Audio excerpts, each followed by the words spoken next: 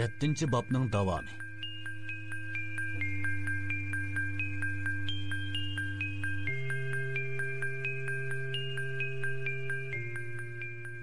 Bu vaqtda tangmu asosan suzilib qolgan bo'lib, Wang Ling Yang Hening qo'shnilarining uyiga kirib yurib, uning og'rib qolganligini aytib, oxiri bir qo'shnisining motosikletini so'rab chiqdi-da, Yang Heni mindirgunicha shaharga qarab yo'lga chiqdi.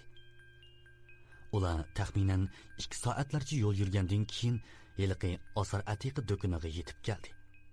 Bu vaqtda do'konning eshigi ichidan taqoq bo'lib, texi tijorat boshlanmagandek turadi. Taqoqkan.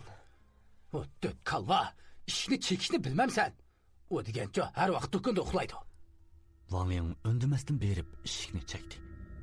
Bir hazardan keyin ichidan yiliqi kishining ovozi anglandi. Kim o? Men, Yang He. Yiliqi kishi Yang Hening ovozini anglab eshikni ochdi va eshik oldida turgan Yang He'ga qarab cho'chibdi ketdi. "Abla, chataq bo'pti. Tez, ishga kiringlar, tez bo'linglar." U shundaqda bo'lib, atrofga bir qarab o'tgandan keyin do'koniga kirib, ichidan qulflayotdi. Do'kondor Wang Ling bilan Yang He'ni boshlab, yiliqi orqa tarafdagi kichik eshikni ochdi. Qarmoqqa bu qimmatli buyumlarni saqlaydigan yerdek qiladi. Uning ichida yana bir eshik bor edi. Bu do'kondorning yotog'i bo'lib, Yang He'ni akirib karavotga yotqizdi. Ondan Wang Lingga Yang He'ga qarab turishni aytib chiqib ketib, ayol bo'lmayla haraqqa o'xshaydigan bir botulka ichimlikni elib kirdi. Botulkaning ichida arg'amchiga o'xshaydigan bir narsa turadi. Hey, bu nima?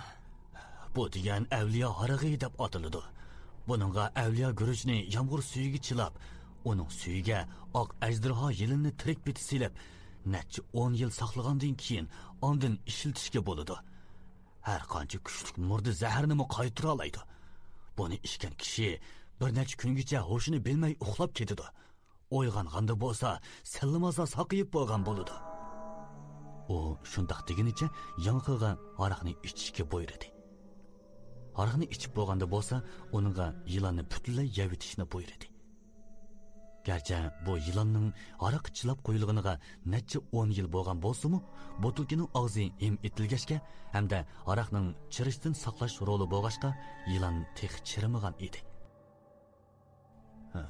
Amdiki gapga kelsak, sizlar nima vajdan musholga tushib qoldinglar? Wang Ling Laoyangning o'limidan tortib toki hozirga qadar bo'lgan voqealarni do'kondorga tafsiliy so'zlab berdi. Nima? Moshundaq murdalarni kontrol qila oladigan odam hozirmi bor ekan? Undaqda sizlarning hayot qonunlarining o'zi bir mo'jiza desak bo'lg'idek.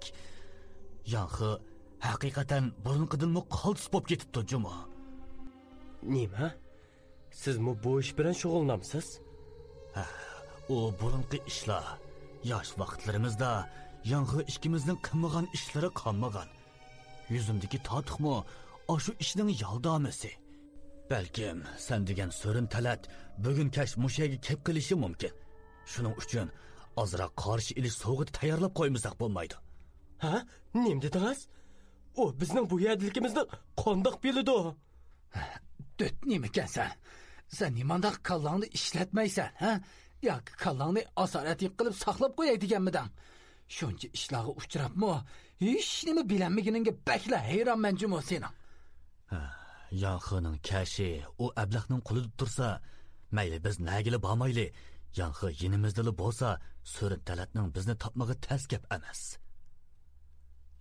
Degandek, qabristonlikdagi so'rin talat hozir o'zining go'shini o'zi yigudek holga kelib qolgan edi. O Wang Linglarning qishiga murdini avatib atgandan keyin o'zi jasad sanduqiga kirib, xotirjam uyquga ketgan edi. Lekin amaliyot bo'lsa, uning kutgandek bo'lmadi. Saharga yaqin u yuragini qamallig'icha echinishlik chirqirab uyg'ondi. U murdining o'lganligini bilgan edi. U ochchig'idan chirqiraydi, sarangdek varqiraydi, yig'laydi. Uning zodi nima uchun yig'laganligini belgili bo'lmaydi. Murdi birodarining o'limiga hozir echivatamdi yoki qasdining amalga oshmaganiga chidamayvatamdi, bunisini faqatla belgili bo'lmaydi. Uning yanğıga qasd qilishiga faqat birla ham eng oxirgi amali qolgan edi. U bo'lsa-mu ruh yutkash mahorati edi. Bu mahoratni biladiganlar nihoyatda oz bo'lib, intayin yuqori mahorat talab qiladi. Ya'ni qasd qilguvchi o'zining ruhini jasadning badaniga yutkash orqali uning kuchidan foydalanadi. Ish harakat va gap so'zda bo'lsa, asli holatini saqlab qoladi. Bundaq ahvolda jasadga qurol yarog' ishlatgan taqdirdami u hech nima bo'lmaydi. Onu o'ltirish uchun uning asli badanini tepib hujum qilish uning birdan-bir amali edi. So'rin talat kashqurun sal esini yig'ib, yondagi usti ochiq qabriga tushib, jasad sandig'ini ochdi. Sandiqning ichida butunlay chirib ketmasdan qisman yuz ko'zlari saqlanib qolgan bir jasad bor edi. So'rin talat jasad sandig'idan u jasadni tortib chiqadi. Ondan nimalarnidir o'qiguncha o'zi jasad sandig'iga kirib yotdi. To'yuqsiz eliqi jasad midirlashga boshladi.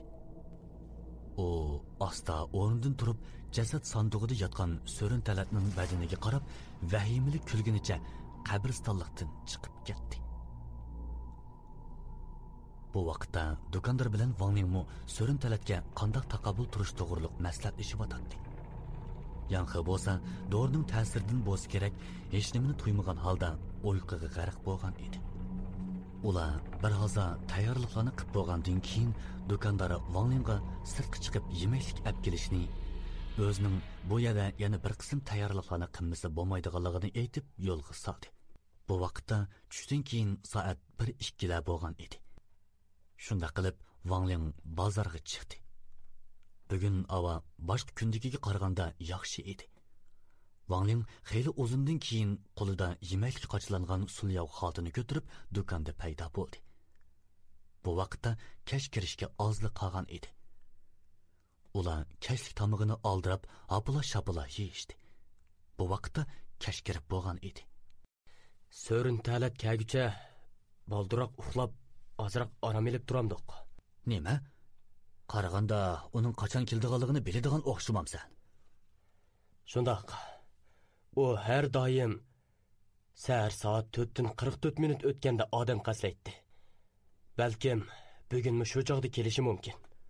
Bu qitim qisning boshqa qitim qisiga o'xshaydiganligini sen qandoq bilasan? U oldingi 2 qitim o'xshash vaqtda o'xshamagan usul bilan sizlarni o'ltiramidi. Seningcha u bu qitim, ya'ni kelish vaqtini sana bildirib qo'yami?